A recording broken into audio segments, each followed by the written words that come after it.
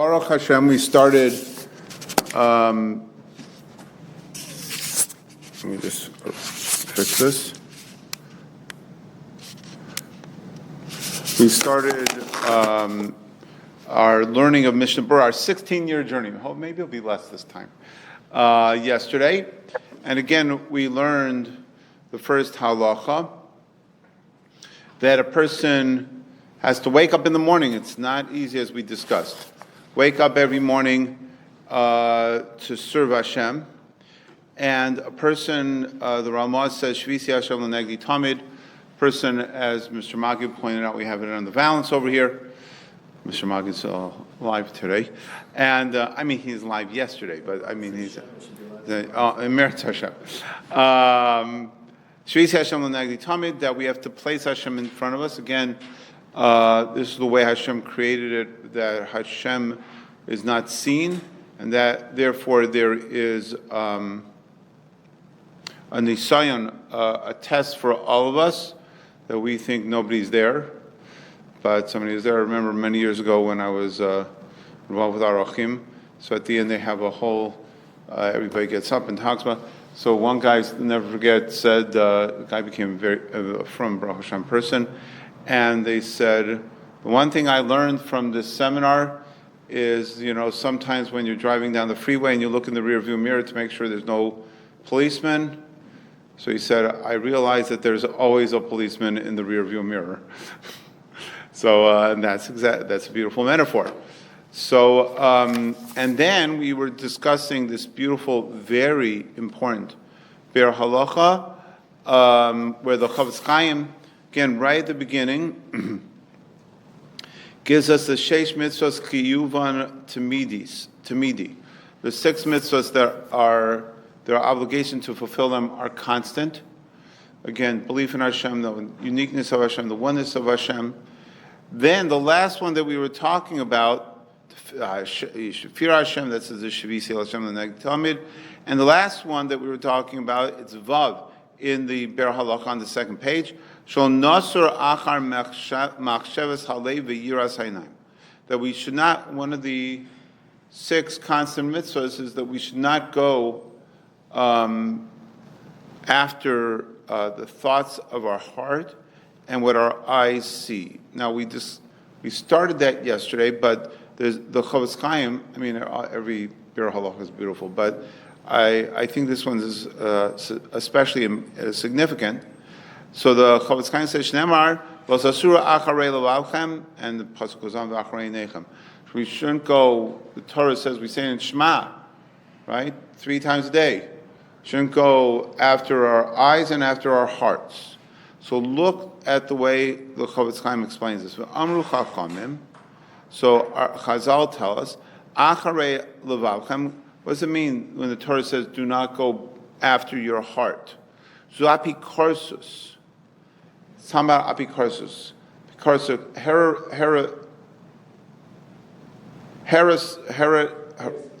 Heresy, but heretical thoughts. Heretical, that's the word I was looking for, thank you. Thoughts. So after our heart is apikorsus, heresy, and after our eyes is referring to znus. Now znus, again, we usually correctly translate as immoral physical things. Okay, but look how the Chavetz Chaim interprets this. Uvichlal apikorsus, included in apikorsus. Again, it doesn't just mean you agree with Darwin Chas v'Sholom, or you agree with Chvesu, any of these other chevra, as they call it. But look what he says. Uvichlal apikorsus, included in apikorsus, who kol machshava zoros, any foreign idea. Listen to this. Shehem hepech das haTorah. Apikorsus, included in apikorsus, besides the obvious, is anything that goes, which is opposite of the das haTorah. Right? So we have to really think about this. Now again, what's das Das HaTorah. Das HaTorah is what a gadol thinks, right? Person who learns more Torah is more in sync with what the Torah. So let's say, do you join the government or you don't join the government, right? So it's a political thing. No, it's not a political thing. If a gadol, which they have, says an opinion, that's Das Torah.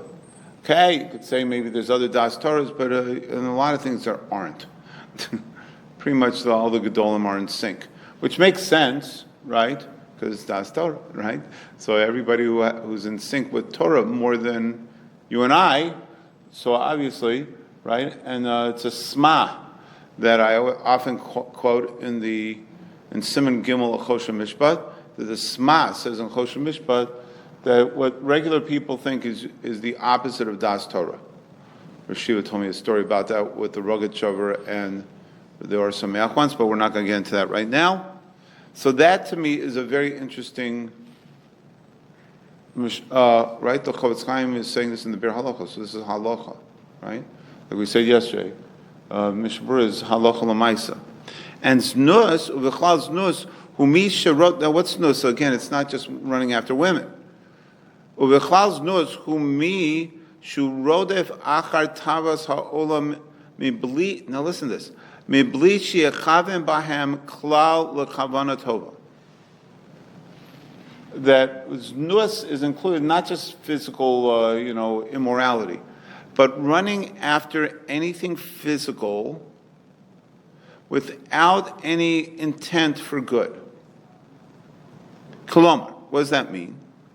Well, I could rationalize anything with that, right? I mean, after all, I need a Lamborghini. I have to get to shul faster. Like it's all the same Shemai, right? Right? So therefore, the Chavetz Chaim has to say a kolomar, right? Kolomar. In other words, shlo yasa osam shlo yasa osam k'dei lamabari v'yochal lishtados b'avos Hashem. The person's, if it's nus, it's his purpose, his intention is not to be healthy, right? You eat certain things, you got to eat. So maybe they're, but you need them for health reasons, right? Sometimes doctors tell you, eat this. Even, I'm not talking about medicine, but you know what? Do you eat healthy things? So maybe it's more expensive. Or maybe taka tastes good. I know that's rare, but yeah. And the yuchal lishtalo bavos habora. And so you could serve Hashem, right? If you're not healthy, if you eat candy bars all day, you're not going to be healthy. So again, when you eat, you have to eat. Why? Because I have to keep my body going. When you sleep, I don't know about you, but like if I don't sleep, or if I don't sleep well, zonked. So could you focus on learning? Could you focus on you can't. So you have to sleep enough. You have to eat enough. You have to have a bed that you could sleep in. That's I'm not saying get a $5,000 bed, but So znus is rak kavanasa tami lacharbos tanugim gedolim nafsho. Rather, znus is the opposite. The whole idea is to get more, have more pleasure. Again, not even women, right? Whatever it is, right? Right? It could be whatever it is. So znus is not just sexual. The Chavetz Chaim is saying lahalach. It's whatever is physical for no reasonable reason. So you could there's nothing wrong with getting pleasure out of something. Sometimes we need pleasure, right? But it's a shallow pleasure. It's just physical. Just to have a physical pleasure. We get physical pleasure, but for a purpose. So that sometimes I need it, sometimes, to keep me away from other aveiras, or to, like various things, but also to be healthy, to be, right? So, So I think that's a very interesting Bir Halacha. Again, that's included in the 6 mitzvahs tamidios. It's part of number 6. And again, about Das Torah, Again, somebody came up to me this past Shabbos, a Kiddush, Kiddush is very important to talk to people, and they mentioned to me a new disease. It's called aminazinium. It means that you buy something from Amazon and you don't remember what you bought. In other words, people are buying, it's like incredible. People just buy things, and you see it and go, I got it, it's such a good deal, it's such a, right? So really bad, some you don't need it, but So that is the Achrei Nechem, right? And again, we could really understand that when we see something, I don't know, it used to be billboards, it still is billboards, but you see things online, you see that, and all of a sudden you got to have it, right? So we have to be very, very careful about that. And that's, again, if you want to call that the first halacha that we have in Shulchan Aruch. Okay, let's go back upstairs to base. Hamashkim lischanen lifnei baro. A person who wakes up early. Again, we're talking about waking up on time to just daven. But let's say more than that. You wake up very early, really early, to plead in front of our Creator. Yechaven l'shos shemishtanos hamishmaros. So a person should wake up and daven and plead to Hashem at a time where there's watch. Those. There's certain times, Gemara Berurah says, where the same way there's physical watchmen, watch over a city, so they had watches, right? When the changing of the guard. So too in Shemayim, certain changing of the guard, whatever that means. Again, in Shemayim. So a person should try to daven. Now, it's explained that the person is beseeching Hashem for what? Over the Korban Beis Hamikdash. Right? I was speaking with somebody today. I think we're getting a keener picture, in case we forgot, that we're in Gullus, right? With with everything that's going on in America. I saw a very startling thing from newspaper by a military analyst in Israel. And he says that the state of Israel realizes that history repeats itself. America did nothing during World War II to save Jews. They're not going to do anything again. They're not going to stop Iran. History repeats itself. Right? And so, we shouldn't make shouldn't be any delusions. But so what? So go to Eretz Yisrael. Look what's going on in Eretz Yisrael now. So right? So that's what Hashem's doing. So we got daven. So some people wake up very early. I was going to say in the morning, but it's at night to beseech Hashem that all this should end. So when is these times when are fortuitous for davening Hashem for this? So the shehem b'shlish halayla at the third of the night point, l'sof shnei shlish halayla, the end of the 2/3 point of the night, l'sof halayla, and at the end of the night. So in other words, the night is divided up into 3, and at the end point of each one of those 3. Because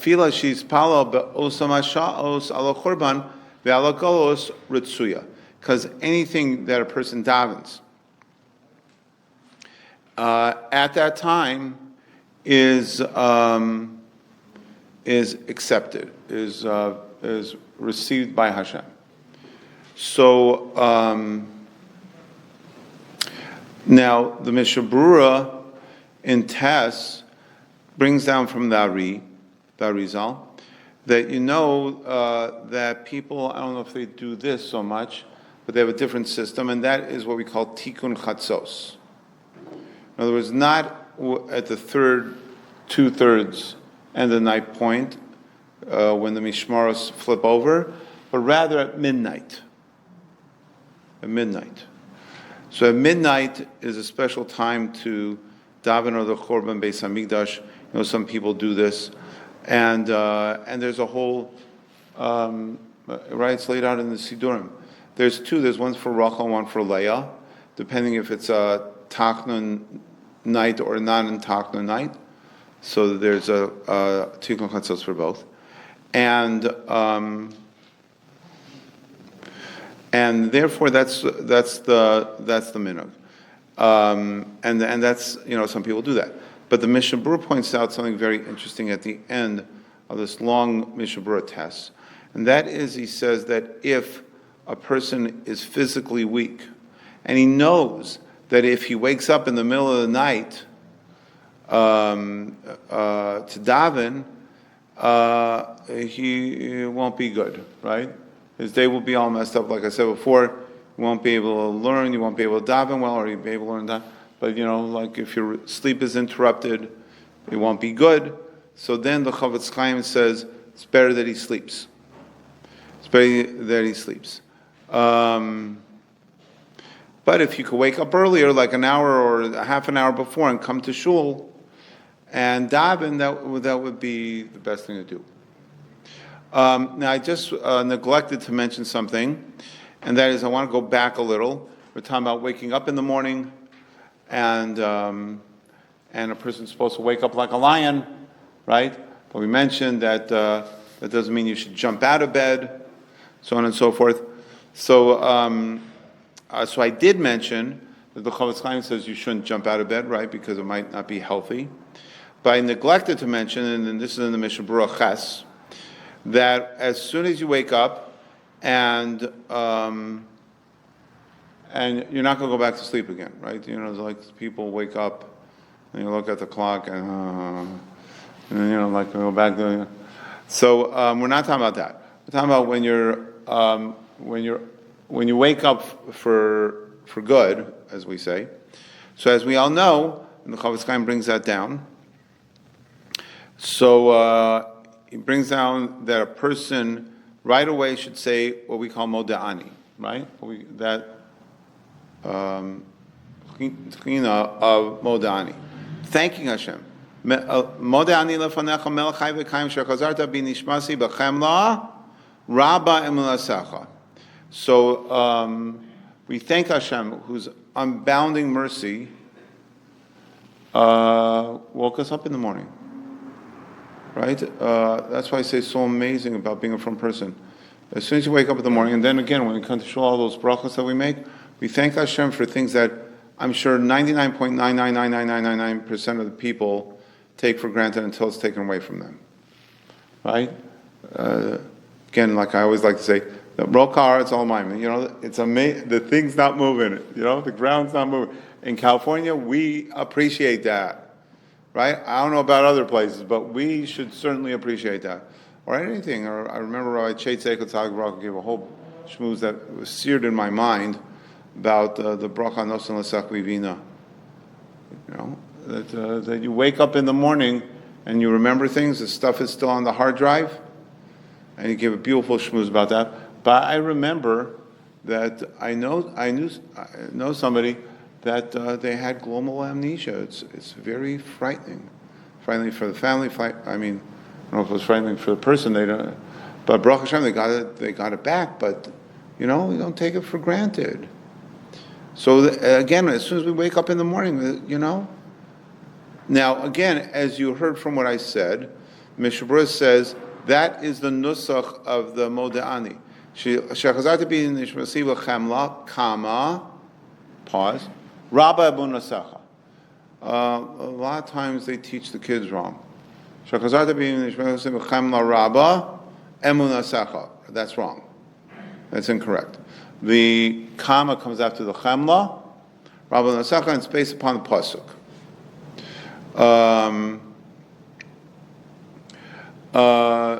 Also, the Chavetz Chaim says that to say moda'ani, you do not need to wash your hands. We're going to talk about negavasar, as we call it.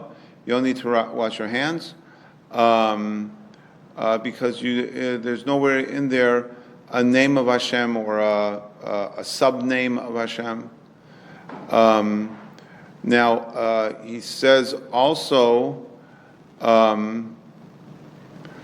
he says, Nira, it seems, you're not allowed to learn before you wash your hands. And he says, you're not allowed to learn anyways because you didn't say Birchas HaTorah, which Eretz Hashem will get to. That's another reason. But to say Modeh Ani, that you can do before Negel because there's no bracha, there's no Torah passages, no learning, there's no Shem Hashem in it, and therefore you could do that. Okay. Now, there's a very interesting. Wait, did I say that? Okay, let's go on to Gimel. We have a couple minutes left, so we could get this in. Gimel, Ro'oi l'chol yorei shamayim. It's proper for anyone who has yorei shamayim. She had meitzar v'doeg. A person should be pained and worried, concerned, al churban beis hamikdash, about the churban beis hamikdash. Again, it's not just a Tisha B'Av 9-day thing. It's every single day. Now, meitzar v'doeg doesn't mean a person should be depressed. But in other words, a lot of times it doesn't bother us, you know? So the analogy, I'm sure you've heard it from me before, is when I was growing up in Los Angeles, here in Los Angeles, as they say, the air came in two types, chunky and extra chunky, right? Terrible air smog. It was real. You say it was like smoking a pack of cigarettes a day, really bad. So, but I don't know about you, Mr. Magi, but when you grow up here, you get used to it. You're wallowing in the filth. No. It's much better now. You can see the mountains, which you couldn't see before. I remember, in the summer when I was a counselor in a camp, I came home one day. I remember I was a counselor and there was an activity and I came home and I was young, and I remember I had to I had to go to, I couldn't breathe. I was with my mother, Allah was very, very worried. But again, when you grow up in the filth, you don't know what it is. And unfortunately, we're living in the filth. I mean, everybody recognizes that. We're living in the filth of Golus, but it's like living with smog. And we don't appreciate that we're taking in all this garbage. Maybe now but again, we unfortunately can't imagine life with a Beis Hamikdash.